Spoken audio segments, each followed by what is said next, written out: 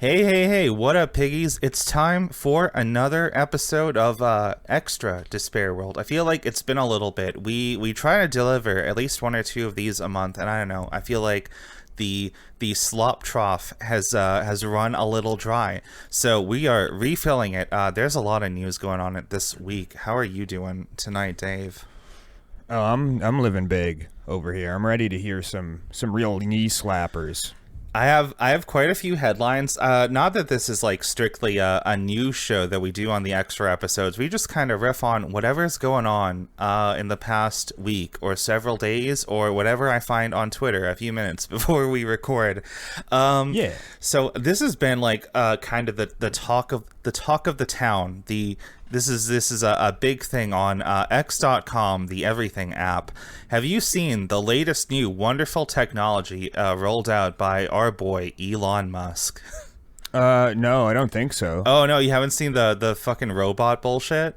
No. What robot bullshit? So he is unveiled. I guess I will show you a little picture of them in our Discord DMs. I'm sure other people have seen it already. He has unveiled this robot. It's like a humanoid robot called Optimus because he's like a 12-year-old at heart. And people were like, "Wow, this thing looks like it can really do like human motions very fluidly or whatever." And it was quickly pointed out that while the robot is real, it's not like programmed to do anything. It's like puppeted by somebody remotely. So it's like there's like a human controller doing all the motions and making it talk like hundreds of miles away or some shit. So it's basically just like, oh, now we can like outsource our manual labor to like guys in Indian like tech offices or whatever. Yeah, I mean that's how most of these things are, right? Like, what wasn't there that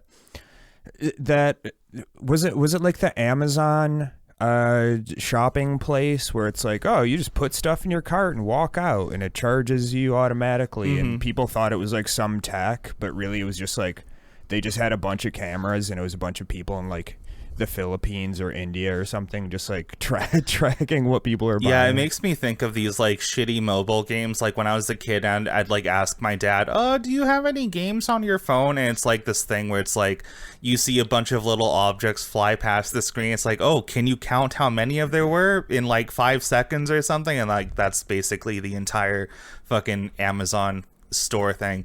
I think they closed those down, didn't they? I haven't heard anything about them, so I mean, it probably wasn't even a viable model, even if they're getting like global South slave labor to do the legwork on those for the illusion of it being some like tech miracle. Yeah, so I don't know. It seems like the thing about those stores is that obviously it's like extremely easy to shoplift from them. And I know I've read a lot of stories about like things that go on in retail or whatever. And you know, in stores like Walmart or like fucking Walgreens or some shit, in areas where there's like more crime, they'll like lock up the objects or like items or whatever that are most likely to be stolen. And then they put out these stats about like, oh, if customers have to ask for like an employee to unlock something from the shelf, they're just like not going to buy it, period. So oh yeah, no, I'm like that for sure. If I have to like ask somebody to like get like some fucking stomach ache medicine, I'm just gonna be like, fuck it, whatever, I'll just go somewhere else.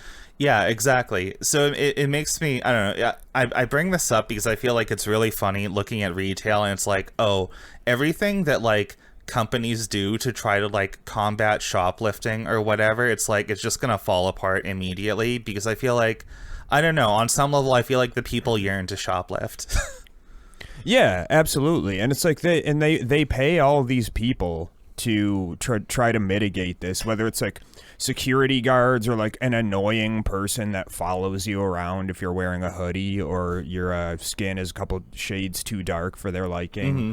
Or, you know, just all of these like loss prevention people and all these corporate strategies and shit. They probably pay like hundreds of millions of dollars a year to like mitigate the like 50 million in shoplifting that happens, if that, which is just like, they just rather punish miscreants that, like, it's not really purely profit motivated. It's just like it's just their weird, like, psychopathic behavior where they have to they just have to punish people who don't respect the sanctity of Walmart. It needs to be said that, like, basically, like, the fucking psychology of every, like, small business owner has made up, like, the bulk of support for, like, every fascist movement throughout history. And I think you see the same thing with, like, petty middle managers at, like, Walmart or some shit like that. Like, these are not small business people, but, like, I don't know, it's like a very, like,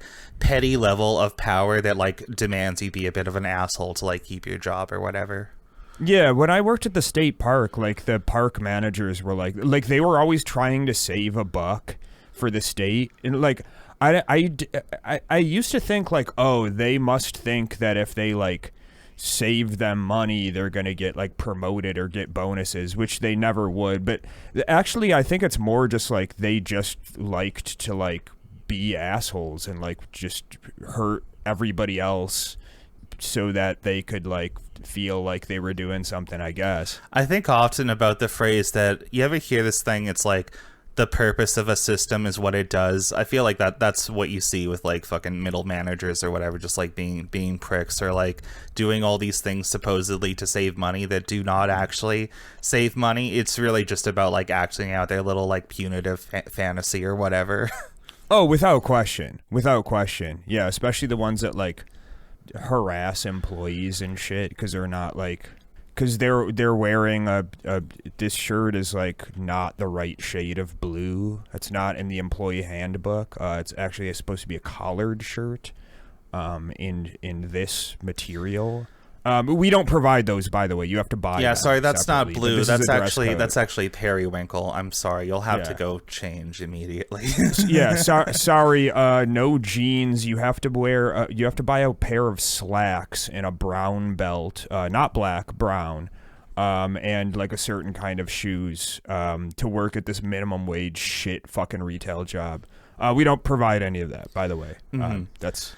You buy that. Yeah, to start things off, I want to bring us back to the robots a little bit, because I've heard Musk talk about this, and he was listing a bunch of different things you could use this robot for, and he was like, you could use it to look after your kids, you could use it to be your friend or whatever. And somebody on Twitter very, very graciously dunked, and he was like, it's weird that those are the first two things he came up with. Yeah, exactly. Well, we know he's not looking after his kids, for sure. And we know that he doesn't have any friends. I know either. He has, like, at least, like, 10 fucking kids or something. I don't have an exact number, but I saw a stat recently. It was something like, between Elon Musk and Trump, they have, like, 17 kids and, like, 6 ex-wives or something. Yeah. And all of those kids fucking hate him. Mm-hmm. I know some of Trump's kids they're riding his coattails. Right. They're fucking weirdos. Eric Jr. and Barron being the most prominent douchebags in the Trump lineage. I know some people have been, like, memeing in the past couple weeks because it was, like, the start of fall semester for, like, college kids or whatever, and I know Barron Trump is just starting college or whatever, and a lot of people were joking around online like, oh, he's gonna meet, like, a based goth girl or something that's gonna, like, make him totally progressive and cool. And it was like, no, this guy is going to, like fucking New York University or some shit, one of the most, like, rich little, like, fucking trust fund baby asshole schools in the state, you know? Yeah, and he's not gonna have, like, a normal experience either. Either it's going to be just people, like, sniffing his ass because they think they can get something out of him, or just people who fucking hate the dude. Yeah, exactly. It was never gonna happen. But either way, robots. Let's talk about the robots. Robots. One of the like demonstration videos they put out was like the robot acting as like a bartender and like pouring people's drinks and like making small talk with them or whatever. And again, like people want to like believe no, it's a real robot. It's so cool, cool future, man. We live in the future now. But no, it was just like a fucking actor like puppeteering this like I guess slightly advanced puppet to do drinks or whatever. And it's really telling that like I see videos. I see this video of the whole like bartending robot going around, and you have all these like smug assholes about like, looks like your $20 an hour bartending job is going away. That's what you get for wanting to have better working conditions. And I'm like, oh, okay, that's very telling. Yeah, and also it's like, what is your job? Code monkey?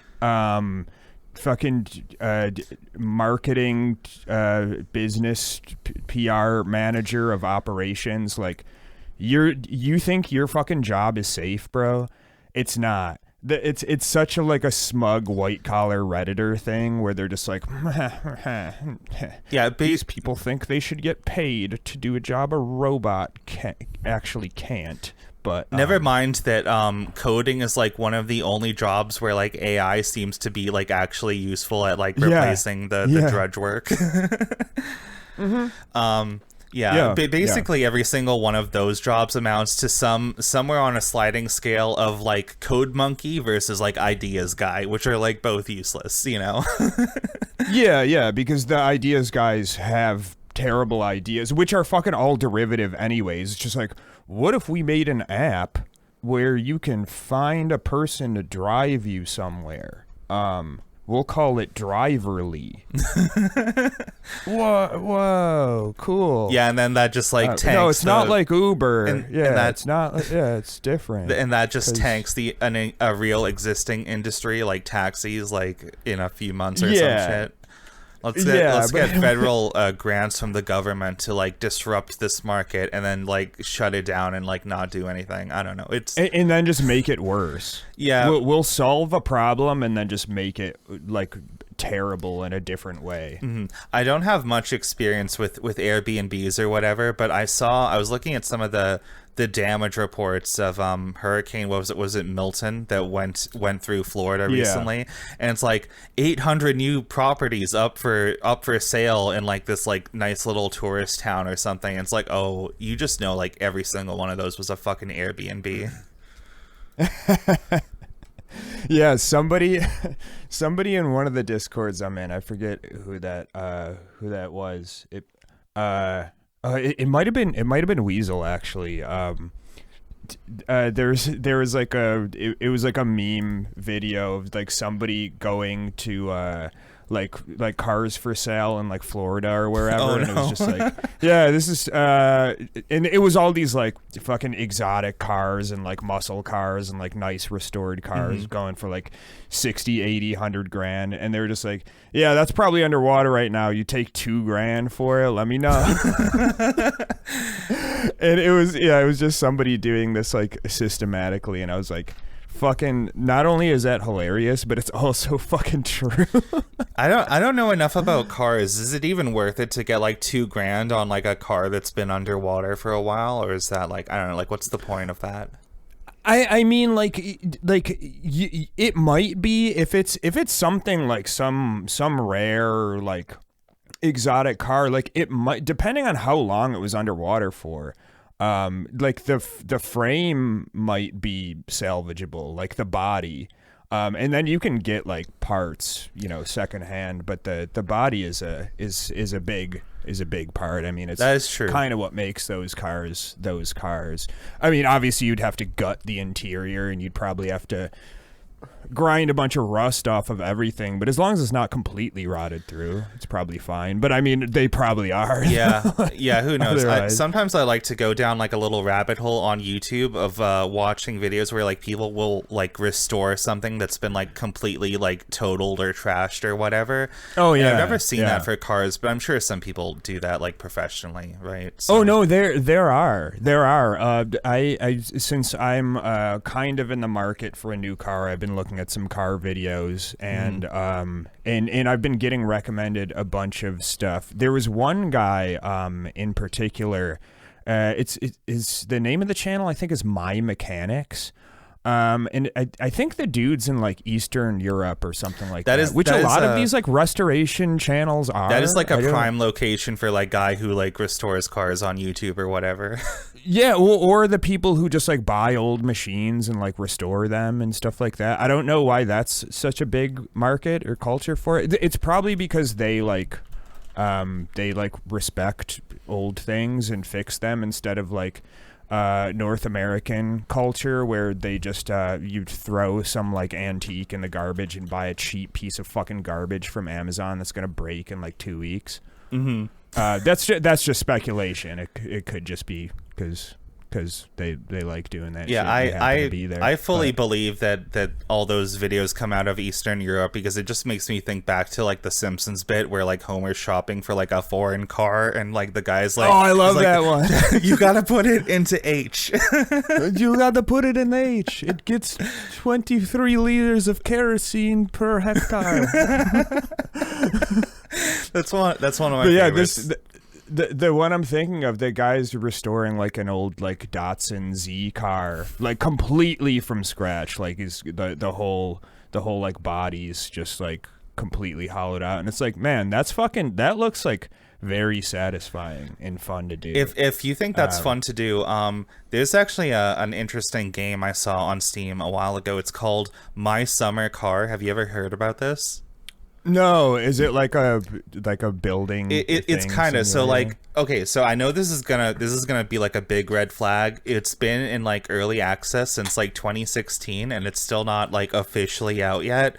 But from what I understand, it does still get regular updates, and the whole game is like you play as like some like Eastern European guy, and you start off with like a really shitty, like barely functional car or whatever, and it's like a very like simulation-y, like you actually have to like put it together and like test drive it over and over again, and apparently it goes like very deep. And I don't know anything about cars, but it seems like one of those games where like you will actually learn something about the real mechanics. That's cool actually. That sounds kind of dope. Mm-hmm. I might have to look that bitch up. My Summer Car. Yeah, that's what it is. If you remind me, I will link you to it once we're done recording.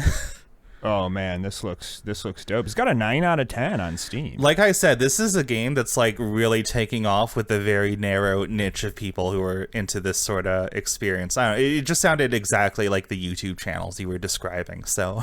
Oh yeah, for sure. I'm wish listing this for sure. Fuck yeah. This is one last thing I want to share on the robots or whatever, and I just saw this like a few minutes like after we started recording, but I feel like this really sums up the mentality entirely. I'm gonna send this to you in DMs, and I think you can describe what we see here. Okay. Okay, so at the top it's the Robit, the Tesla Robit, putting eggs in like an egg steamer, which I was, just to be clear, I hate putting eggs from one thing into another thing. I really wish a $30,000 robot could do that for me. What the fuck is up with that egg carton? There's like 6 eggs in there, maybe 3. I don't know. That's just a weird thing.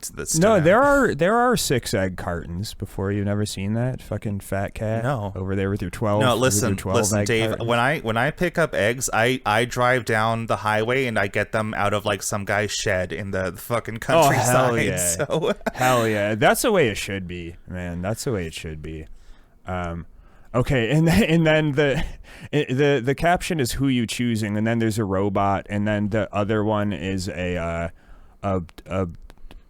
woman, a black woman with like a maid costume on, like a housekeeper. It's like it almost looks like a 1950s like fucking like hotel like propaganda staff, something. Oh yeah. And then the pose too is like this, like she's doing like the power fist. She's got some tights on, some fucking badass Velcro shoes, and some polka dot socks. Overlap. Yeah, those socks definitely don't fit the dress code. We're gonna have to send you home. I'm just kidding. Yeah. I mean, I respect everything else about this, but come on. Yeah, and of course the caption at the top, this person says, "Who are you choosing between the robot and the black woman?" And I feel like, okay, this really like this is all you need to know about who this product is for. Okay, so I clicked on the profile. At first, I was a little bit confused as to like what are they trying to say here? Is this like pro worker? But no. Here's this. First of all, the profile picture is clearly AI. It looks like the fucking brawny man with like a beer stein that looks like, I guess it's supposed to be a skull, but it looks more like Homer Simpson's fucking deformed face with like a cloud coming out. It looks like the image you would see on the side of a box of detergent. You know what I mean? yeah. Except an actual person designed that, whereas this is just complete fucking slop. Mm-hmm. It's probably how this person sees themselves, although they're either like 380 pounds and resemble like a trash bag filled with Jello, or they're like 65 pounds and they look like a fucking ghoul that just crawled out of a sewer. But their name is Reeb Van Genbeek.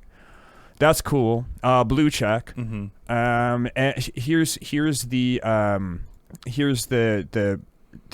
bio is Teutonic South Africa flag in EU flag. Expert in the current thing. Drinker of whiskey/beer. Pro-Afrikaner Europe human Christian. So it's like, oh, you're just racist. Yeah, this is like, you're just a fucking racist. White supremacist. You're insane. You're just an insane person. This is basically the point that I was getting at, where I was like, okay, I guess, like, in theory, I think, okay, I like sci-fi. I think robots are cool, but I look at, like, something like this, and I feel like this only appeals to people who just, like, want to go back to owning a slave. I feel like that's really what it comes down to. Oh, I'm scrolling through here. I'm not going to get into it, but this person is like they're not a Nazi, I would say, just by first glance, just like by looking at this. They're like pre-Nazi. They want to be like slave holders. They want to go back to like old school colonialism. Yeah, this is like a lot of memes about like Rhodesia versus Zimbabwe. I was just about to say Rhodesia. Yeah, like what the fuck, dude. Okay. Yeah.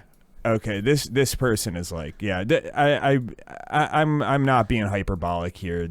People like this need to be watched. Yeah, I don't know. I just feel like a lot of our grandparents like took great joy in like shooting these people in great numbers. So I don't know. That's like all you need to know. Yeah, without question. These are people who like would have been on the wrong side of history back then, and then like are on the same wrong side of history. Clearly they, I don't know. All of the issues in this guy's life are because like the white men were not allowed to just do whatever they want. Yeah, I don't get it. I wish I could say something like, oh, my grandpa would have taken a lot of joy in like killing you, but like I know that if I go back in my family tree past like my parents, it's like, oh, it's like the very like fucking fascist leaning like commie side of the yeah. I mean, my grandfather was definitely racist, as like most men of that generation were in some sense. But I mean, he was killing Nazis too. So I have like I only know about my great grandparents through like one very old photograph that we have in our house, and I do not like the shape of that uniform he's wearing. Let's just say that. Yeah. I scroll down this person's profile and I see a post. It's like two pictures of like some mountains and like woods and nature. I will say it's like a nice little like nature photograph or something. And he writes, "Guten Morgen, Liechtenstein in the fall is special. Soon this will be all white. Santa emoji." I'm like, what an odd thing to say. Okay. Yeah. Yeah. All right. Yeah. All white, just like how he likes his coffee, I'm sure. Yes. Yeah. Exactly. He likes his, it's just milk. Yeah. His coffee is just a cup of milk. Yeah. No beans in my coffee. I don't know. Let's move on. I think that's all we've got to say about the robots. Right? Yeah, it is. I just want to end with like, this is such a unique like type of chud. You don't see these a lot. I mean, that is, as much as everybody knows that I hate Twitter, it is interesting to see all of the different like species and varieties of fucking idiot out there. I would really love to see like this guy in real life. He's probably the most like boring fucking milquetoast douchebag on the planet, and they all just LARP and like fantasize on social media about like being just some like next wave intelligentsia that's gonna fix the world with their big logical ideas. Like, it's not that interesting, but like, yeah, cool, fucking rock on, man. Yeah, I love being the one of us that's on Twitter, and like every time I scroll by, I find like a new like weird esoteric kind of racism that hasn't been unearthed in like a couple decades. And I'm like, oh, I can bring that on the show. You know, it feels like I just caught like a shiny Pokemon. You know what I mean? Yeah. Yeah, exactly. Because like the bog standard racists are boring. We've seen those too much. I don't know. I would like to like spend some time in like Newcastle or something, and just really get in with some dudes who are just like really against like Roma people or like whatever weird like esoteric racism. I mean, I guess it's less esoteric in Europe to just like hate quote unquote gypsies, but right. But like, you have like that's something we don't really experience. Yeah, here. not to we just get the old guy. Not to like throw my mom under the bus or anything, but I think she represents like a lot of like weird attitudes you see in like some Europeans, because she's like an immigrant or whatever, and she's simultaneously like kind of weird and a little like prejudiced against like Romani people or whatever. But then I look back and I'm like, I look at all the like pop music she was playing when I was like in the car as a kid or whatever. It's like almost all of the musicians she listens to are like fucking Romani, like pop singers or whatever, you know. Well, you see, this is like a cultural universal. It's like all of the racist people in America who love like Elvis and rock and roll and shit. It's like, it would not surprise and me.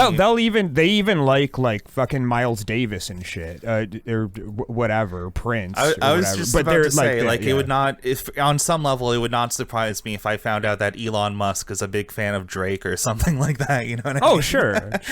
Yeah. I wouldn't doubt it. It would probably depend somewhat on you know, if Drake ever like glazed him on X.com or whatever. That is true. I wonder what the fuck is Kanye West up to nowadays, or just Ye, formerly known as. He's huffing nitrous.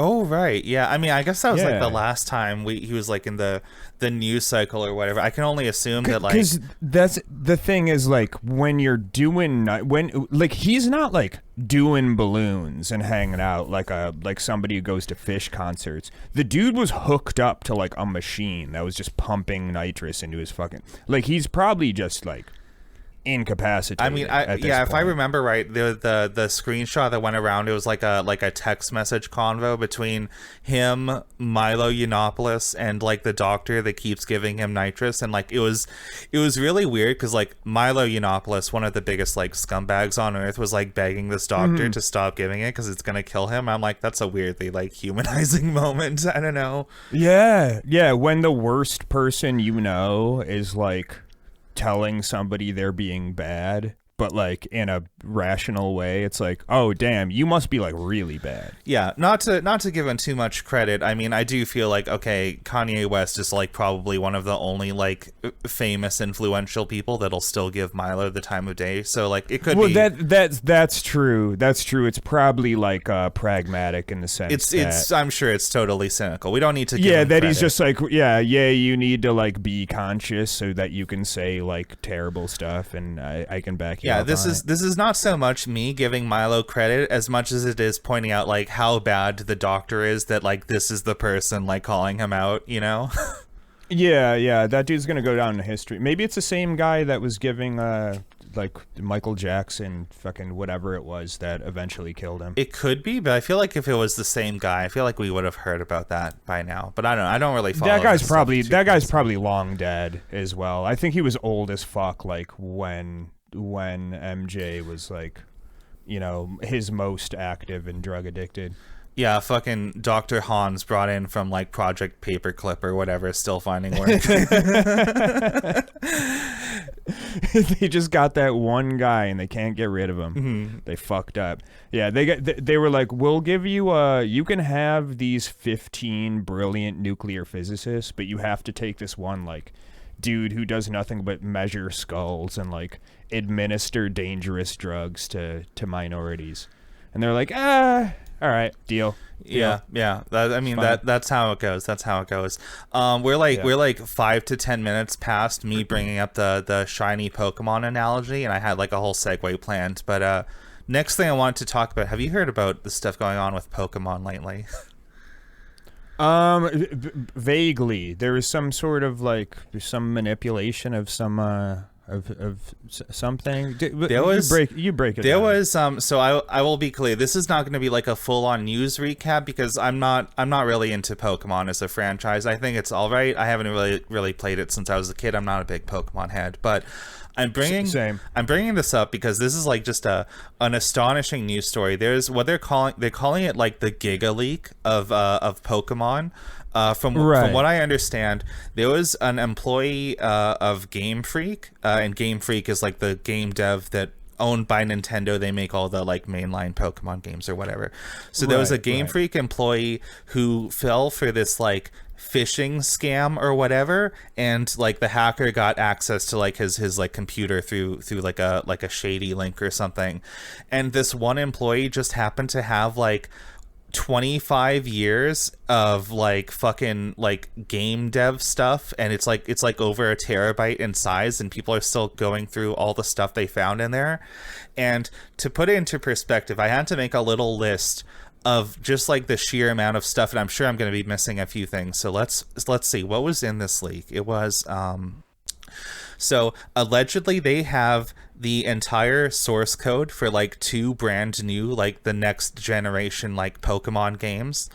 Like unreleased ones, still undeveloped, not announced yet. Okay. Like not even announced. Like 100 plus new Pokemon that we haven't seen yet or whatever. Okay. There are some other new games like side entries into the series or whatever. There's a like online multiplayer Pokemon game, which I heard they described as like Splatoon style, like some kind of like team versus team Pokemon thing. I don't know the details of that. They have a lot of like beta designs and like early concept artwork that was like never released going back until like 2005. They found some stuff about upcoming Pokemon movies. I don't know if you know this, but like basically like Pokemon works in like generations, and every time like there's a new batch of like 100 plus Pokemon or whatever, they try to time the release of their like games and merch and movies and the anime and whatever around the same time. Yeah. So they got that makes sense. They got like upcoming movies as well. They have the source code for some existing games which were on like the DS or whatever. They have Heart Gold and Soul Silver. They have Diamond and Pearl. They have Black and White 2. They have the fucking team meeting, like the internal game dev team meeting that was like transcribed for like the original idea of like Gen 3 going back to December 2000, like fucking pre 9/11. They have confirmation on like one of the NPCs in one of the games is noted as being autistic in the notes, which is very funny to me. They have the official map editor that they use to make like the world in Gen 3. They have the complete plot, and I think I heard some people say the script of a delayed or potentially canceled Detective Pikachu sequel movie. And that's just to begin with. I'm sure. Who is this person where they just have everything? Like, I don't know. This can't just be some like middle and all. It's just so weird to just have everything like that on one. Like, did they just just share a Dropbox folder where it's just like, here's all the secret stuff. I have no idea. This is a password. Don't give it out. Yeah, they don't have make your password 123. There's like a whole bunch of like documents in there that's like a lore Bible explaining the origins of the Pokemon universe, like stuff that's like never even explained in the games. A lot of the reason this is trending is because there's like some weird like lore bits or whatever that people uncovered. It's like, here's like a mythological story about this Pokemon that like gets a kid pregnant or something, and she gives birth to like a Pokemon human hybrid or whatever. And it's like, oh, this was not meant to see the light of day. This is like what they came up with before, like sanding off the edges to make it for kids or something like that. You know what I mean? Yeah, or it could be like, have you ever seen? There was apparently this thing that was leaked from like Nickelodeon Studios where it was just like a bunch of like animators and writers in Nickelodeon, and they were kind of like passing around this like dark Rugrats comic that they were all like adding to. Oh, and like I've heard about this. They would like send it out to everybody, and then like the next person would make a new panel. It was just like this deranged, like dark, like fucking violent, like fucked up I've heard thing about like Stu Pickles goes fucking crazy or some I've shit. heard similar things. Actually, yeah. I've heard similar things about artists who worked for Disney, where like when you are an artist employed by Disney, Disney owns every single thing that you draw ever. So like the Disney vault of like unreleased stuff is full of like porn that the artist made of the characters just like for fun or shits and giggles or whatever that will like never see the light of day. Maybe, who knows? Yeah, well, I will say, on that note, I mean, as much as I'd like to see that, like, as far as this Pokemon stuff goes, and I'm not a huge Pokemon head either. I have no hate on the franchise. I grew up with it. I played like the fucking Game Boy games. Is probably about it. Mm-hmm. Same. Like, but this is like really cool for like the like the fan game and like ROM hacking and whatever like community, because like if they got map editors and like source code and stuff like that, they can make all sorts of like of like mods and their own shit that goes along with the stuff. Yeah. It's gonna be pretty big, and I mean it's probably cool like beyond Pokemon to just have like actual studio source code that's not just like decompiled stuff by amateurs to like actually have this is like half a dozen games worth of source code, and from what I know, so they're probably going to learn a lot about just like how these games were made by like actual developers on this console, if they don't know that already. I'm not that big into that scene. There are two things that I want to stress when I talk about this. So one, I brought up the like scandalous thing about some really weird stuff being in the unreleased lore or whatever. People are like, oh wow, I guess like Pokemon is made by like pedophiles and groomers or something like that. And like it does seem weird when you read it at first, but from what I understand, they are the lore they have found in these notes is basically just taking like real world like fairy tales and mythology or whatever, and it's like it wasn't a fairy, it was like a Pokemon or something. So like it's a little weird, but I don't think it's weird enough to attribute like something like really dark and like fucking malicious like pedophilia to whoever made that. I don't think there's anything like salacious going on. I mean, obviously there's gonna be fucking discourse where it's just like the most bizarre like terminally online people are just like, the pedophiles are obviously satanic. Like, this may be a contentious take, and this is to be clear, not discounting like the nefarious nature of fucking groomers and all that shit, because like this is a fucking big thing. It's always been going on. Thankfully we're seeing more of it now, especially in all these degenerate fucking industries like the music industry with fucking Diddy and Hollywood with like Me Too. Can't believe his name is Diddy. Like, come on, fucking, dude. Yeah. The Diddy the Diddler. But like, but in a sense, like just like the pedo groomer thing has become like the new version of the satanic panic, because nobody cares about like Satan anymore. So it's just like, here's how like I can demonize things that I feel uncomfortable about. I'll just call the people who made it pedophiles, even though that's like it's a fucking massive stretch, and there's no actual like evidence towards any of this. The big difference is like if somebody was worshiping Satan, who gives a shit? But if somebody is like a fucking pedo groomer, like that, yeah, they. Well, here's the thing, right? I can think of many people who care about Satan, and you can find all of them on X.com, the Everything app. Yeah, they care about Satan a lot because they're employed by him. Yeah, I don't think the discourse from what I've seen surrounding this Pokemon thing has gone like in that dark of a direction yet. It's mostly just people making like childish jokes about like, oh, I can't believe my favorite Pokemon is like a kid diddler or something like that, which is like, it's a little bit funny because like it's not really directed at like real people or the writers or whatever. Oh, you didn't think Mr. Diddler, the psychic Pokemon, was into that? Like, come on, guys, read between the lines. Yeah, no, it's a shame. But the other side of this that I also wanted to bring up is people were like, wow, I can't believe Pokemon is written by a bunch of like furries and gooners. And I'm like, okay, guys, we need to slam the brakes on attributing the word gooner to like anything even remotely related to sex. It's gone out of hand. Yes. Yeah, and that was brought up in another Discord recently, where it's just like there's a weird like neo-Puritan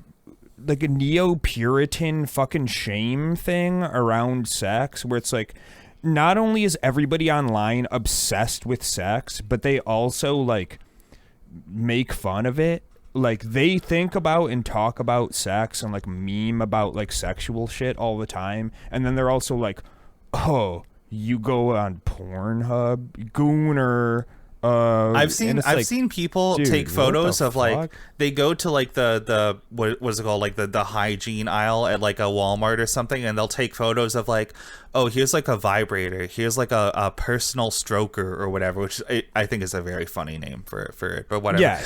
They'll take a photo of a shelf with like 3 or 4 of the most like generic, like off-brand, like whatever sex toys, and be like, wow, I can't believe Walmart is catering to gooners now. Like, mind your own fucking business. Who cares, dog? Yeah, for real. Yeah, I mean, it's crazy that people are buying fucking jack-off toys at Walmart, but like, I mean, if you're afraid of ordering shit online, and you live in like a cultural desert where there isn't a dedicated sex shop, as a lot of people do, you know.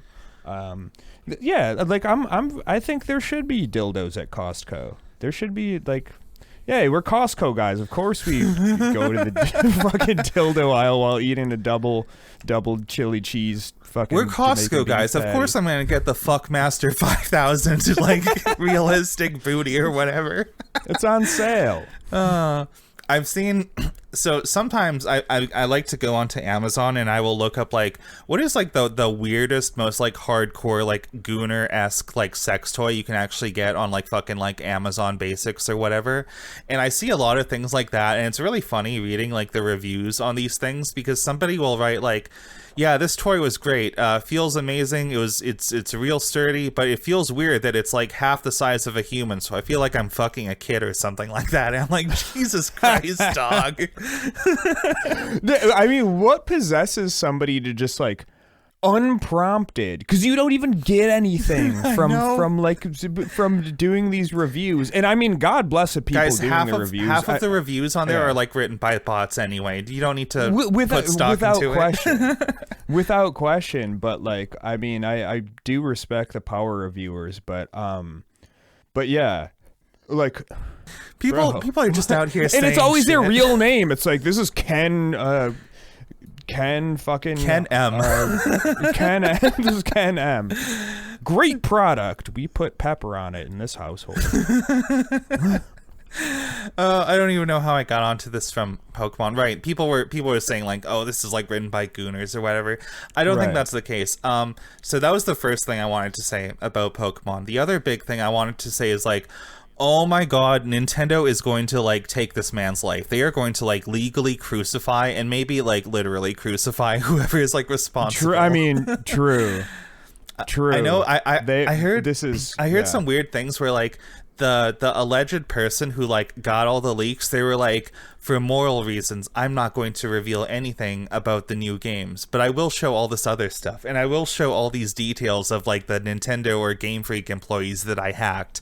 And it's like your morality is like you don't want to like damage the franchise by leaking the new thing early, but you do want to like just let a few employees, like you just want to throw them under the bus because you decided to like hack them with like a phishing link. Like that's fucking deranged, dude. Come on. Reggie is putting an unloaded gun in their mouth right now and spinning the barrel and just like and just saying like, tell me when to stop. Tell me when to stop. Yeah, Nintendo used assassins. It's super effective. Yeah, I don't know. I feel bad for the employees that are going to get thrown under the bus. Obviously, guys, if you work for like, I don't know, not even if you work for a company, don't click weird links. You'll get phished, okay? Don't fuck around because you will find out. I mean, this is more common than people think. I actually just read something about these fucking hacker kid just enthusiasts who like hacked Microsoft, and just because they really liked Xbox and they were just in some like online community, and they like, and like a few of these kids just like got credentials to like the interior of Microsoft and the Xbox division. They just like they got a bunch of like source code for like in like play test things for like games, and like they got like the Xbox prototypes and shit like that, and it's just like yeah, and it surely it's all social engineering. It's just like I mean, that's what hacking is. It's not just like that is a big part of it. Doing brute force on the mainframe. It's just like, no, they just get somebody to click some link or like pick up a fucking USB drive in the parking lot and put it in their computer, and it's like, I mean, it doesn't surprise me that Microsoft would have like shitty. That is the social engineering bit is a big part of it, but did you ever hear, I think this was like a year or two ago, about the like 16-year-old kid in, I want to say, the UK who hacked Rockstar and he got a bunch of like Grand Theft Auto stuff? Oh yeah. So like so that kid got his hands on a lot of fucking data or something, and like he got arrested and like they threw the book at him or something. And like I think it was like while he was like in the courtroom or something, he managed to get his hands on a phone and he like plugged it into a wall or something and just immediately started hacking something again. And I'm like, okay, this kid's like a fucking, he's an addict. I know, he's an addict because he probably knew this is like my last chance before I'm like not only put in prison for like 5 or 10 years, but before I'm on probation, I never get to use a computer again. Yeah, and I think he got sentenced to a lot more than that. Let me see if I can find it real quick. GTA hacker. I'm sure it'll turn up. It is crazy how like technologically inept, you know, like our legal system is. Especially when it comes to like doing antitrust with all of these like fucking horrible tech companies that we find ourselves under the thumb of. But when it comes to like somebody like hacking a fucking video game company and stealing like a fucking some source code or like some assets or like whatever, they're like, put this dude in jail for 45 years, like maximum sentencing, fucking firing squad. And it's like, man, you guys really just give way too much of a fuck about intellectual property and like not enough of a fuck about like anything else. It's just like, you remember that guy, you remember the guy who like he like downloaded like all of the JSTOR academic articles and like put them online for free. Right. And they sentenced. I forget his name. Sorry, dude. Like, actually, we're gonna do another episode in the future where we talk about this. Rip to a real one. You are a true despair world patriot. yeah. No. Fucking big respect to this dude. But we're gonna talk about Napster and like everything leading up to the current archive.org fucking snafu. We're gonna do at least 20 more minutes of research than we usually do. yes, yeah, for sure. But they threw the fucking book at this dude for like not even like it's one thing if you're like leaking Sony videos or something like that. He's leaking academic articles where the people who wrote these articles don't even give a shit if you share them. Like the people who did the actual work. You could email these academics and just be like, "Hey, can I have a copy of this paper?" And they'll send you the fucking PDF. They're like, I don't give a shit. It's their paper. They wrote it. They own it. You know. So well, they don't though. That's the thing. They don't right. own it because it's on JSTOR, fucking Ebesco host or what are these stupid fucking gatekeeping things where they host all this stuff under the premise that universities are going to pay them some exorbitant fee to gatekeep these articles for their students. I mean, long story short, they threw the fucking book at this dude. They give him like, I forget what it was. It was like 25 years or some shit. And he ended up killing himself, which is like, cool. That was worth it, guys. Well, so that we can't read papers on like some fucking esoteric bullshit that nobody gives a shit about. Right. So part of the reason I wanted to bring up the Pokemon story to begin with is because when I say like Nintendo and Game Freak are going to legally crucify this person, I say that because they have done that to people in the past. I don't know if you heard this story, but there was somebody who hacked like the Nintendo Switch in some way. I don't remember the exact details. And Nintendo charged them. They worked out. It was like, well, you've done us like $14.5 million in damages, and you don't have that much money. So now this person is forced to give Nintendo like 25 to 30% of his income for the rest of his life. And it's like, that's insane. In that like that money doesn't affect Nintendo in any way. No. They're doing that as a precedent so that nobody tries to fuck with Nintendo and their $70 fucking they made an example out of him. He is not like $2 on their fucking Fortune 500 checkbook or whatever, you know. Right. And last thing on this I want to say is I looked up the GTA 6 hacker. I have his exact sentence here. Do you want to revise your guess for what they hit him with? I will say it was not the 10 to 15 years like you said, or 5. Oh, the sentencing? Yeah. How long do you think he got? 25. They sentenced the GTA 6 hacker to an indefinite hospital order, which is basically life in a mental prison. Oh, because you would have to be insane to want to hack fucking Rockstar Games. Yeah, and this kid is 18 years old. Apparently, I think he was a minor when he did it, but. The thing that you said where he like was on trial and just couldn't like sit still for 2 seconds and had to like hack something, he probably is like addicted to the for sure to the thing where like I mean it's a difference of like somebody who steals because they want something or because they need something, and somebody who has like a bunch of money and just goes to Walmart and steals shit because of the thrill of it. Yeah, or somebody who just like has a real fucking like hands shaking compulsion that they just physically cannot get under control or whatever. Yeah, exactly. But I mean like as far as that goes, like it's a fairly harmless like. I've seen a lot of people saying like, "Wow, I can't believe they didn't hire this kid into like the CIA or some shit." And I'm like, "Oh, exactly. Maybe. I don't know." Exactly. Yeah. Why use their shit for good? They're probably worried that because this person is like clearly so unhinged that they'd probably just start hacking the CIA itself. Yeah, I feel like he even though it seems undoubtable that he's a very talented hacker or something, it might just be that like his mental record is like we can't trust him. It's like I've seen some people there were like if the draft into the military ever came back, I would just tell them like, hey, if you guys teach me how to use a gun, I'm gonna shoot everybody. You know what I mean? To get out of it. And they'd probably be like, okay, okay, it's not worth it. Yeah. Well, no, they'd probably be like, yeah, that's what we want.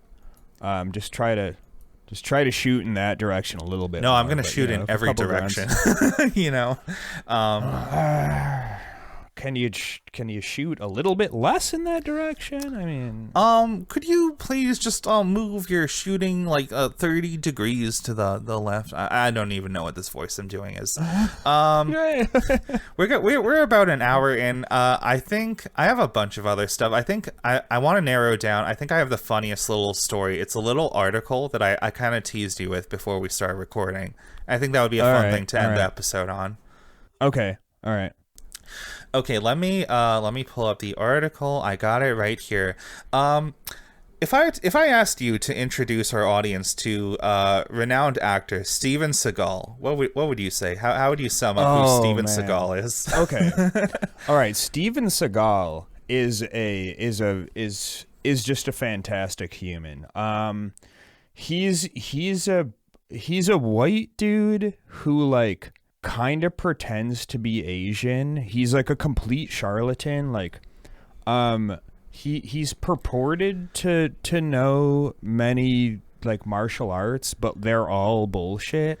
Steven Seagal he's like your weird uncle you remember from when you were a kid who's like really eager to show off his like nunchuck collection to you. You know what I mean?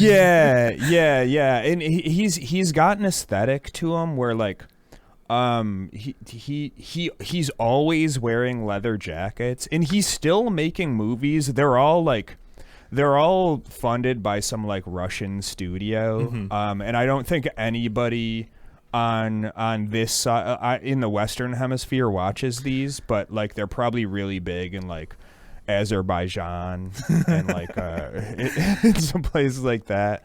But he's kind of like Mel Gibson in the sense of like every movie he's in is like this wish fulfillment like hero fantasy. Yes. Where like he's probably like 60 or 65.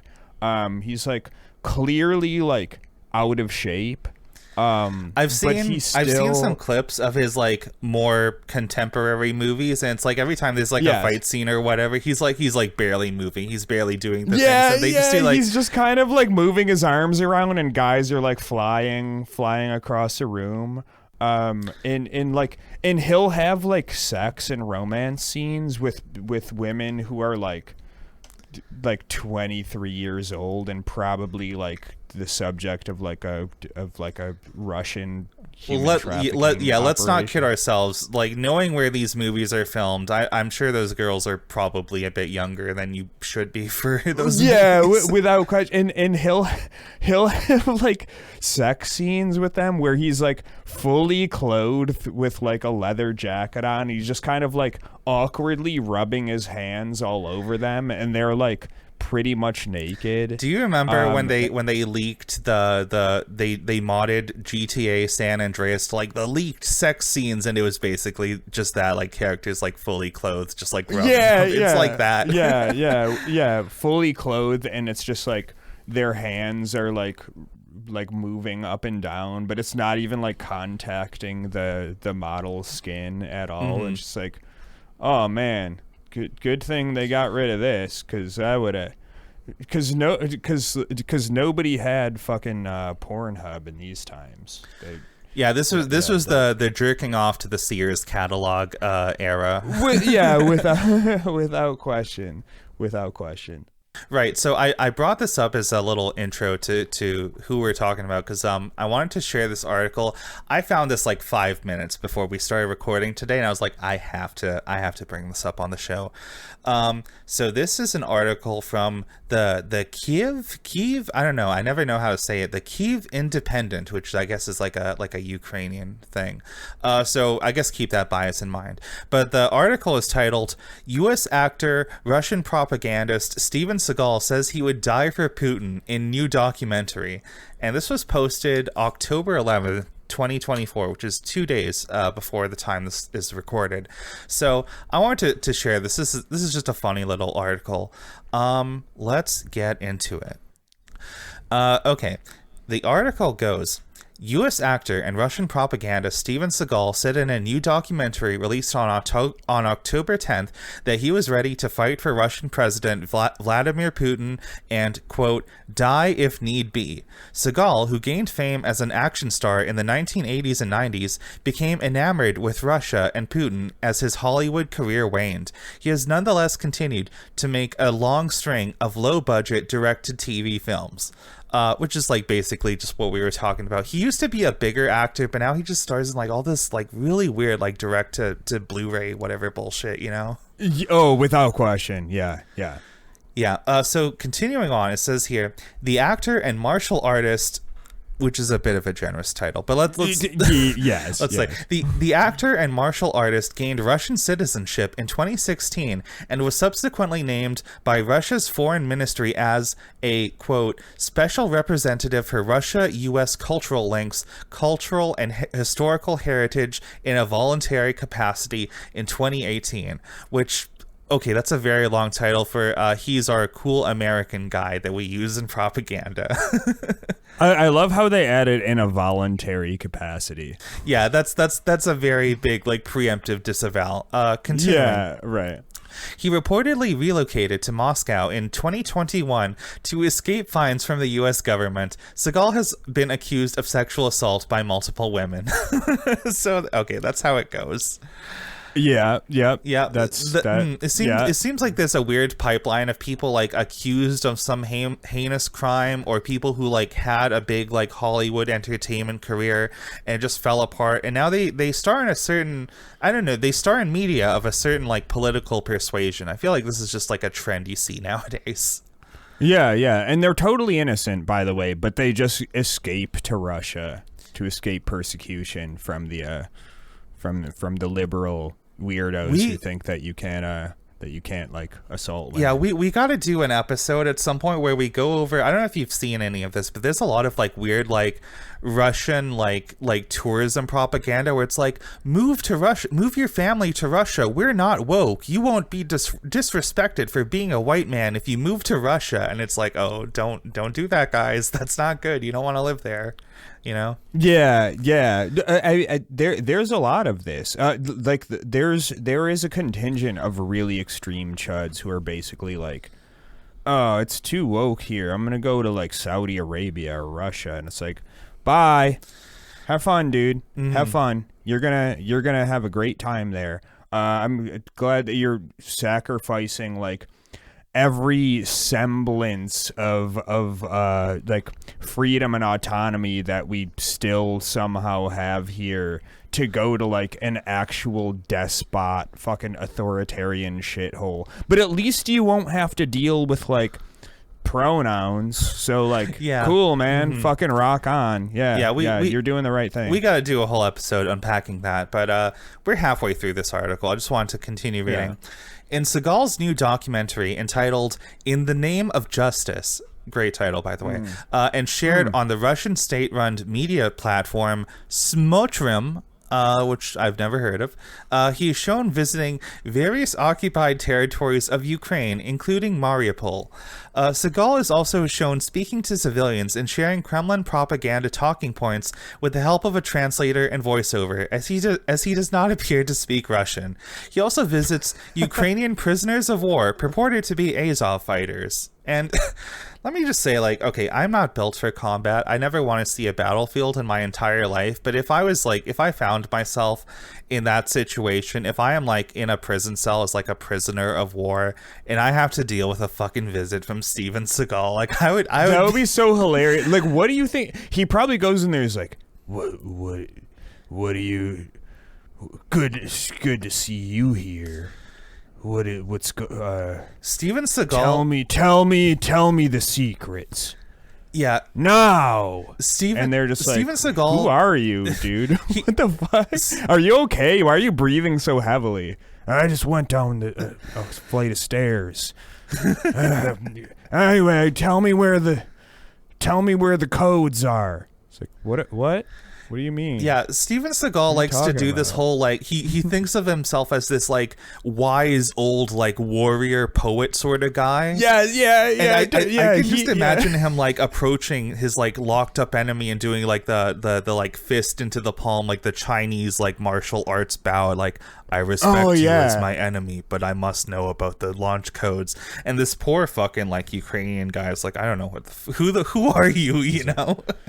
Confucius says we must know our partner in battle, as Sun Tzu said in The Art of War. So I'll ask you one more time. Where are the nuclear warheads? And they're just like, The fucking Azov guy. Who are you? The fucking Azov guy is just like, no English. I'm sorry. Yeah, anyway, last little bit of the article. I just wanted to get into this. He says, in one clip, Seagal says that he wrote a letter to Putin saying, now we will see who are our true compatriots and friends and who are our enemies.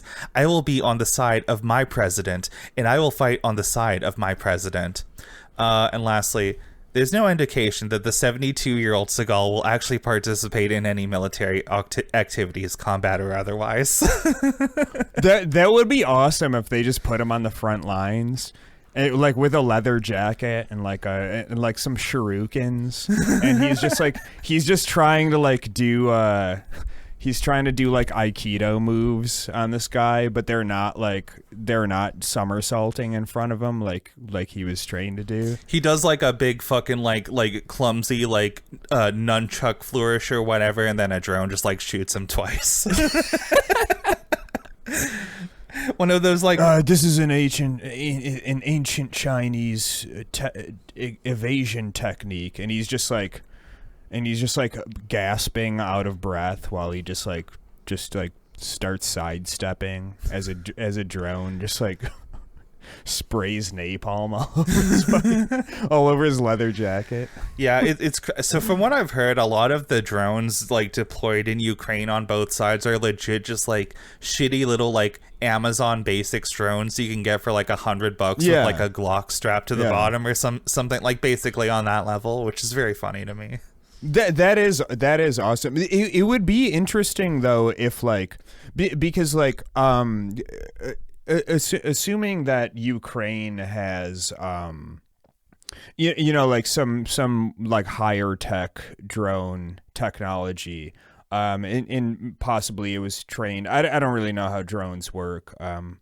Like the people or the software that target stuff is it's trained on people with like a normal military uniform, but Steven Seagal goes out there with like a leather jacket and like tight leather pants and like in some sexy high boots, in like sunglasses, and just like they don't know what to do about that. Like they're just like missing all their shots because he's just so different from the normal soldier out there, and he's just running around there just like doing high kicks and just somersaults, and he's like out of breath the entire time. You joke, but there's actually some truth to this. I saw a video once, I think it was put out by like the US military or some shit, where they were training a like an AI or something, like something that detects like enemy soldiers on camera or something like that.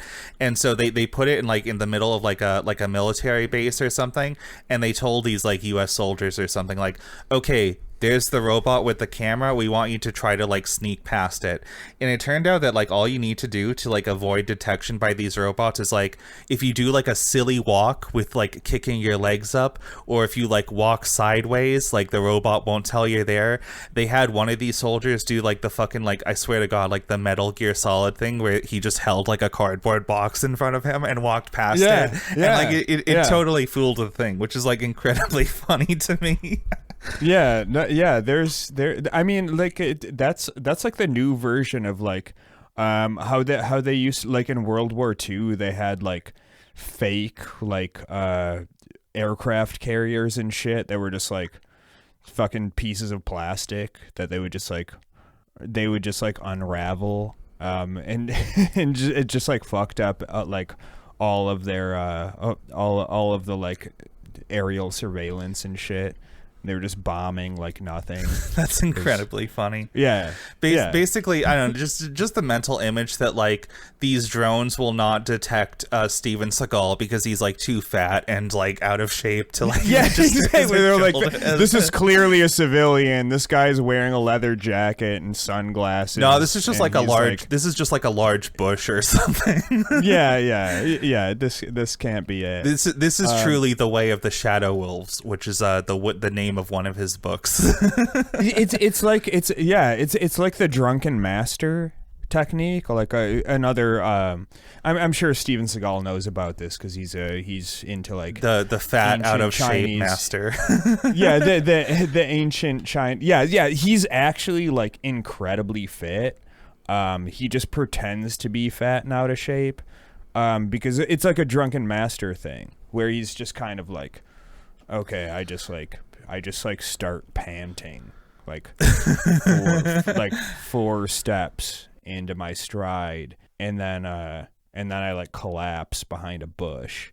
But this is like a feint. It's a feint. And then the drones pass, and then I get up, I shit my pants to mask my smell.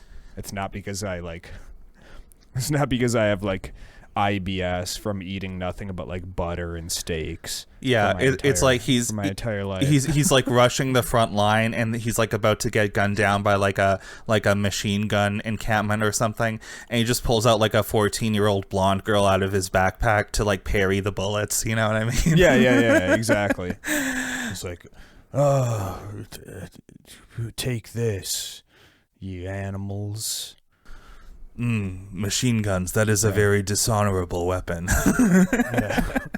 And then he just like takes like a bunch of shurikens out of his leather jacket, chucks them all at the machine guns, hits none of them, but it's so jarring to them that it distracts them just for the moment that the one functioning Russian tank lands its shot and takes them all out, and he just gives him like a nod, and then he continues ambling forward.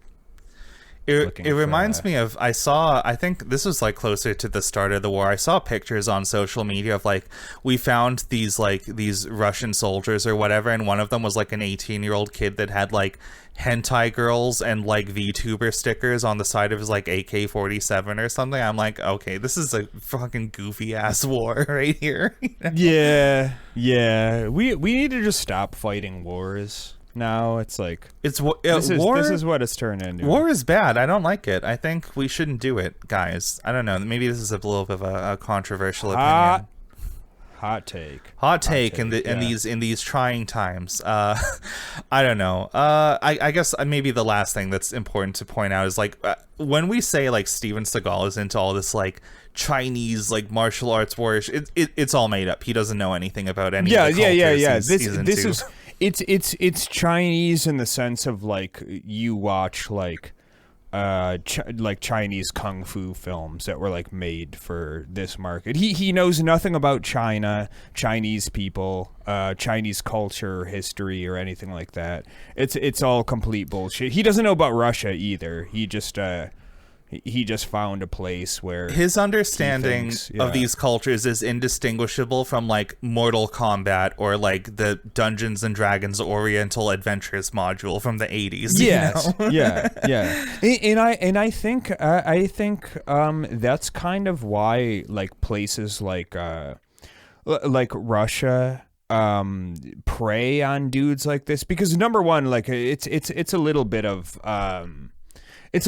of like capital in the sense of like he is famous. I mean, we all know who he is. It's maybe soft power is the word that they use for like when you have like a cultural export or something. I know so people say this a lot about like Japan, right? Like Japan has a lot of soft power in the sense that everybody likes fucking anime nowadays, right? Mm-hmm. And it's like, yeah, I think often about this like tweet I read once that says something about like if China was the country that produced Dragon Ball first, like they would be like a world superpower by now. And I'm like, yeah, there's probably some truth to that, you know. That is true. I don't think that could exist in that Well, Well, the thing is, I mean, maybe. Dragon Ball is originally based on Journey to the West. Like Right, Goku is just right. Sun Wukong or whatever. So like, you know, it is a Chinese story, but they got very anime with it. So Japan has the cultural exports that it does now because they were like a post-war like child of the West, where it's just like, yeah, you guys are allowed to do your Japanese shit, but like you can't act up in any way. Right. And also we're gonna use you to just be like a nice, cute little manufacturing powerhouse. yeah, for like cheap electronics or whatever. So Yeah. China was a little bit too rowdy, and also like we didn't have the West didn't really have the relationship with them. Obviously, Russia was too problematic to ever be anything like that. Yeah. But I was gonna say, like, if you look back at like the history of like anime in Japan or whatever, like you go back to like the 1950s, looking at like Astro Boy or something, it's like, oh, this was like aping off of like Disney cartoons at the time. That's where anime comes from. It's from, I mean, I won't say it's like just from the West, you know, but it was a lot of Japanese artists influenced by animation, 2D animation. Oh, absolutely. From America. Absolutely. So. Yeah. And that's the interesting part of it, is it kind of like it kind of became its own thing. The Scott McCloud book about like understanding comics is has a really good section in there of like how like manga came to be what it is, and like how it intersects and diverges with like the Western comic tradition, Western animation, and illustration in general, which is really good. Good book, like, by the way. You guys should check it out. Oh fuck yeah. Even if you're not that into comics, I would recommend all the Scott McCloud books. Like, they're so fucking good. I need to read those again. Yeah. Actually. It's kind of funny. I know. Okay. Maybe this might actually be a bit of a hot take here. I know some people in the audience will get up my ass about this, but just like how Japan was inspired by like 2D animation from like the US like in the 1950s and 60s or whatever, I genuinely think we're in the middle of seeing kind of a similar thing happen in China right now, because I think a lot of like pop culture media or whatever coming out of China nowadays takes the form of these like gacha games or whatever that are like 100% just like anime or whatever, and like it's like I mean, it's like, okay, the style is clearly very like derivative and influenced by anime. You know, all these Chinese artists are going to be like doing like studies or whatever of like popular manga artists and animators and whatever. But like, I don't know, on some level, I don't want to like praise these games too much or anything. This isn't me like giving credit. This is just like a neutral observation of facts. But like, I've played maybe like 2 gacha games, and in spite of being like very anime and like their visuals or whatever, I find myself like, oh, now I know how to pronounce a lot of these like Chinese names or something, and they seem like less weird to me now. So like, I do think this is going to be the start of like China having more of an outward like cultural export on like pop culture and shit like that. I think they're going to get to the gamers via like having their own spin on like anime waifus and shit. Yeah, I think so, especially because they're getting like like government support for these like large corporations there. I mean, like Korea also cribbed on like an anime style like quite a bit for the exports that they've had. I mean, their biggest cultural export is K-pop, obviously, but I mean, they have like webtoons and they've gotten some. They have manhwa, which is like Korean manga. I might be it's the same. That weird, it's a manhwa, which is it's the same Chinese characters as manga. It's just pronounced differently. Right. So it's all the same shit at the end of the day. Yeah, and it's like I've maybe like this is a little bit of my experience with it, right? I talked before about how the game that gave me the MMORPG brain rot when I was a kid was Ragnarok Online, Ragnarok Online is based on the Korean manhwa Ragnarok, which is like a fantasy Norse mythology thing with like anime characters or whatever. And it's like, Right. yeah, like so from a young age I've been able to tell like, yeah, the Korean artists, like they have a very like anime sort of style, but it's a little bit more I don't know how to describe it. It's a little like slightly less stylized. They have like thinner eyes, and they have like very serious looking face. I don't know. It's a very, I feel like I'm getting weird if I try to describe it, but you can tell if you look at like Japanese comics versus Korean comics. There are some like stylistic trends that you can kind of distinguish them, but whatever. Yeah. I mean, for sure. I mean, there are stylistic trends between them, but you can tell that they've all like in the East, they've all influenced each other, and Japan has been like kind of the strongest influencer for the past 70 years or so. So yeah, because we keep feeding them a lot of money is the main reason. yeah not to imply like, oh, Japanese culture is just superior or whatever. No, this is just the country that we've poured the most money and like material resources into in that region. Oh, without question. I mean, in that's exactly the thing, is like post World War II, fucking Korea was a mess. China was a mess. I mean, post World War II, almost everybody was a mess, like except the U.S. So. Well, except the U.S.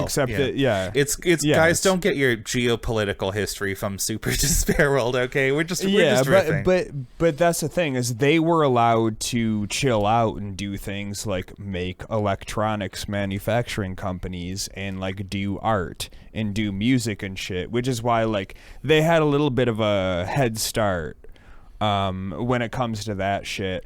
Whereas, China, Korea, they're going through some shit, going through a couple things. There was a war in Korea. It was pretty bad. It was pretty fucked up. That whole, it kind of turned Korea into two countries. Yeah, that whole part of the world has been through some very bleak things in the 20th century. Yes. And I mean, Russia was partially to blame. I'm just saying. I'm not saying everything about the USSR was bad.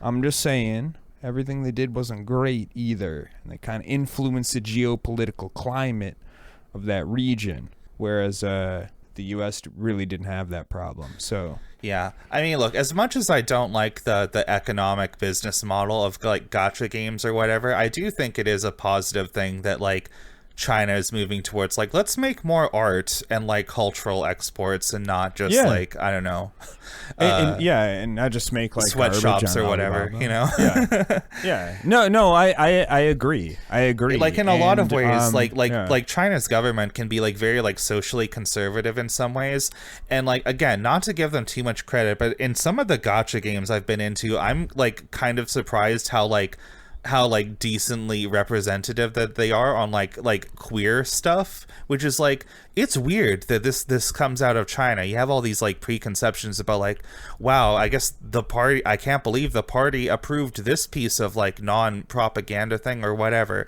But I don't know, I feel like this is my big thing about both like gacha games and like AAA games and like Hollywood and like basically every big like entertainment industry thing, right? It's like, I genuinely think, the massive amounts of money going into these things is like a corrupting factor into it. But I think even in the most like miserable shit ass like business model or something, you are going to have a handful of like workers or whatever on the most like miserable project who nonetheless do want to make something resembling art. And like sometimes there's like a little bit of merit that shines through there. So like, I'm not saying you guys have to you guys don't have to like gacha games, but there's sometimes there's little nuggets of corn in the shit is what I'm saying. I agree with that as far as like the agency of the people who like design this stuff too, but like I really think at the end of the day, like all of this like these authoritarian regimes are like anti-queer and like they hate wokeness and all this type of shit.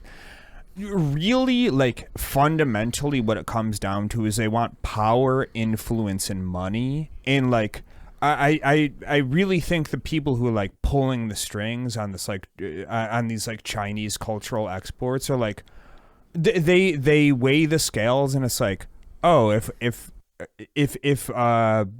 like having like a queer characters or whatever gets us more, that's gonna get us more like social capital, more power, influence, and money. Like, yeah, fucking who cares? Like, they don't really care at the end of the day. I really don't think any of these powers that be, other than like a very few fringe amount of like just completely fucking deranged motherfuckers, give a shit about queerness, right? Or like or even like race or anything like this. I mean, the term for this, at least in terms of queerness, is the whole like rainbow capitalism thing. Like, if it turns out that like having a lesbian in Genshin Impact or some shit is the factor that makes China decide to be slightly more liberal on their social policies, then you know what? Fucking fine. I think that's a step up from just like not having it at all. Not that you have to give them a ton of credit for it or anything. I sure don't. But you know, it's like, it is what it is. Well, I mean, it's the same reason as why like Republicans like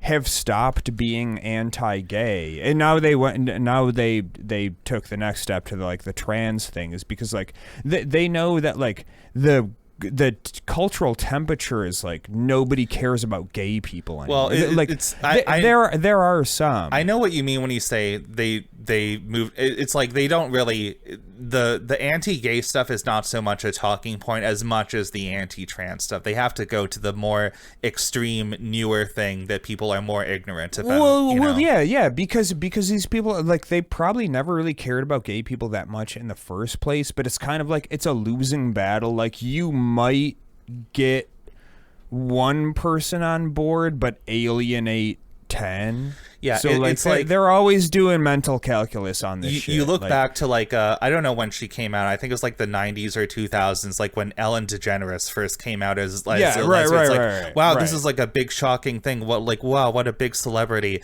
And now you find out Ellen is like having drinks and like chatting it up with like George Bush at a football game. It's like, okay, this is not whatever. And that's a thing. Like people will take their personal politics and identity, it will take a back seat to their fucking bank account any day of the week.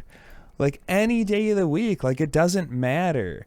Most of these people, they don't give a shit about anything other than influence, power, and money. Like, that's really what it all comes down to. I will say, so I agree with that when it comes to like the powerful people, like politicians and talking heads or whatever. Yeah, I will say, when it comes to like regular, like on the ground conservatives, they will also put those things aside if it's like, well, you know, I think the gay thing is kind of weird, but like my son's gay and he's okay, so like whatever, you know, like a lot of people will just move on if like that's their exposure to for sure. Know? It's like knowing a single person. You see this a lot with like support for abortion in like red states as well. It's like, well, I think it's killing babies, but you know, my daughter had a really tough situation, so I think it's okay in her case. You know, it's like, okay, come on, guys. Yeah. It's all about like just weird like fringe axioms that don't really matter. I mean, like, people are fucking stupid.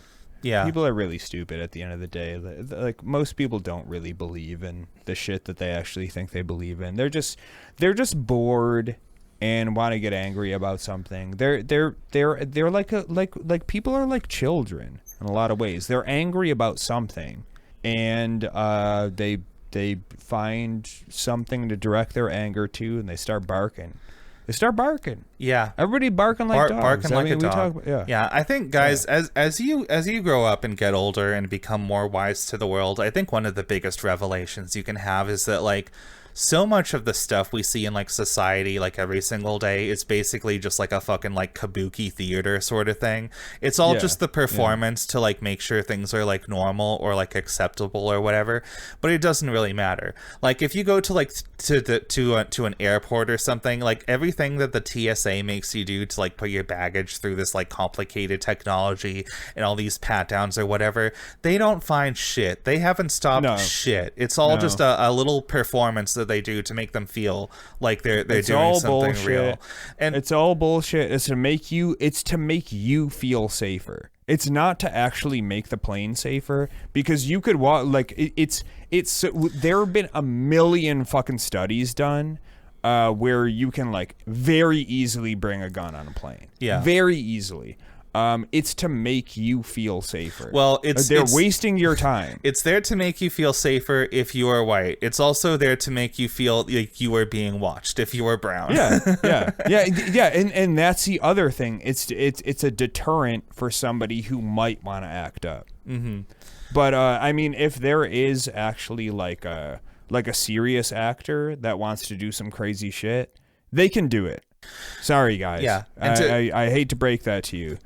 Your time is being wasted at the airport for no fucking reason. Yeah, if there's like a delay or something and they really need to get people on the plane, they will drop those measures like for an hour or something, and just like wave people through. And to bring it back to what we were talking about, another example of this whole like theater performance thing is like when you see a lot of people who are like really like performatively like anti-gay or queer stuff, like I know people say this comparison is problematic, but I honestly feel like it's probably because they're thinking about it a lot, like on their own time, you know. True. It's like True.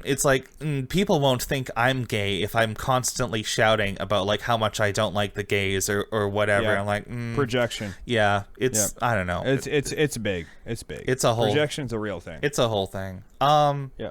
Maybe we should wrap up now. I feel like it's very funny that we went on to this whole fucking like historical geopolitics soft power talk launched off of a fucking like 6-paragraph article about Steven Seagal, baby. Yeah.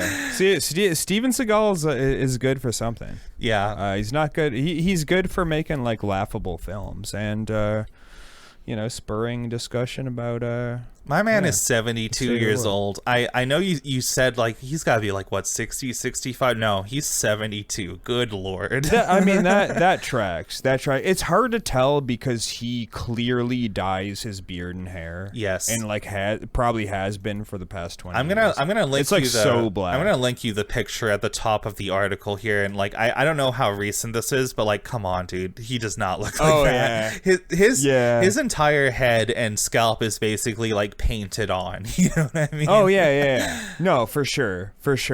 Yeah. Nobody's hairline is that like pointy. I also love it. His little fucking his fucking beads and his God. He's like this dude is like the original weeb.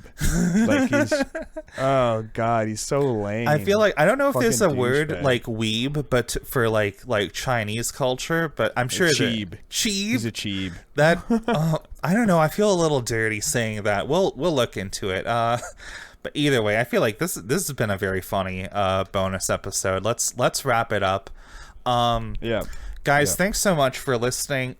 We don't usually go down the list of like every patron name, but you know what? We thank you guys. We love you. Thanks so much for the support. At the time of recording, I do want to give a little shout out to 3 people in particular. First, Trash Bins, Shalom Guy, first people to sign up for our brand new sticker tier. Hell yeah. Thank you for supporting Project $20. Look forward to those stickers in the mail at the end of the month.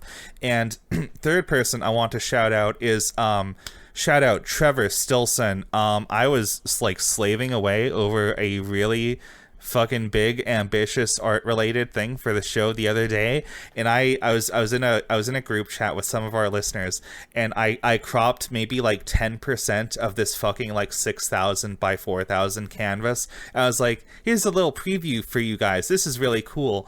And Trevor said something about like, wow, that would make some really cool episode art. And I was like, what the fuck am I doing? I don't have to finish this whole fucking thing. I can just use this cropped thing for the episode. So thank you so much, Trevor. You are the reason I got a good, healthy amount of sleep this weekend. Shout out. Thanks so much. Yeah. Fuck yeah. Yeah. Yeah. Y'all 3 always been real. So appreciate all of you in those respects. But yeah. So Yeah, so you'll have the other art in the future at some point, which is if you liked the Marat moon, you're really gonna like the full. Yeah, thing. Dave's gotten a little preview of like the full sketch. It's gonna take me a couple days, but once you guys see it, I don't know, it'll be a very cool 1 year anniversary / end of October little art thing. Yeah, we got all the favorites in Last there. thing I know, if you guys are listening to this, you're already on the Patreon, but if you are curious about the stickers here and you're not already in the Discord, hop over to the Discord. I have posted a preview of which 2 stickers you'll be getting this month, and I'm going to do that every month. So if you're on the fence, you want to be like, okay, but what are the stickers? Hop over to the Discord. You'll see it yourself. You can make an informed decision. I think that's everything. So Yeah, and they're always going to be good, folks. They're always going to be good stickers. All the art is good, but we selected for the next few months. We've had the we got some bangers in store for you. it's gonna be real good, guys. I cannot wait to deliver that to you. And I think that's it for today. So let's call it there. Have a good night. See you next week. Fuck yeah. Good fight. Good night.